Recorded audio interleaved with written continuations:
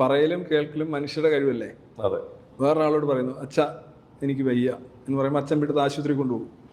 അതേപോലെ ഒരു സൂപ്പർ അച്ഛനാണ് ഈ പറയുന്ന ആള് അല്ലേ.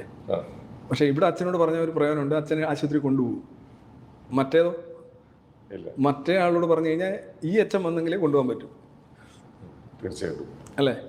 ഇപ്പോൾ ഒരു പെൺകുട്ടിയെ ഒരു മുട്ടാളൻ റേപ്പ് ചെയ്യുന്നു, അവിടെ നിങ്ങൾ നിൽക്കുകയാണെങ്കിൽ പറയും അത് പാടില്ല, അല്ലെ ഒന്ന് കരയെങ്കിലും ചെയ്യും, അല്ലെ ഒരു കല്ലെങ്കിലും എടുത്തെറിയും, അല്ലെ എന്തെങ്കിലും, അല്ലെ വേറെ ആരോടെങ്കിലും പോയി പറയും. പക്ഷെ ദൈവം എന്ത് ചെയ്യും? നടക്കട്ടെ നടക്കട്ടെ എന്ന് പറയും. നടക്കട്ടെ എന്ന് പറയുന്നതുകൊണ്ടാണല്ലോ ഇത് നടക്കുന്നത്. കാര്യം അവനറിയാതൊന്നും നടക്കുന്നില്ല, അവൻ്റെ അനുവാദം ഇല്ലാതൊന്നും നടക്കുന്നില്ല.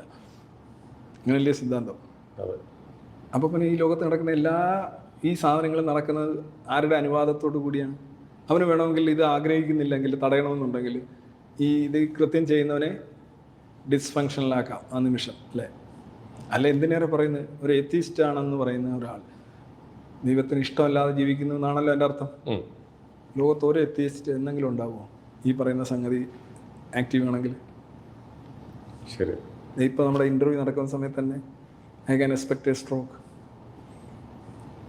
കഴിഞ്ഞു. Okay okay sir.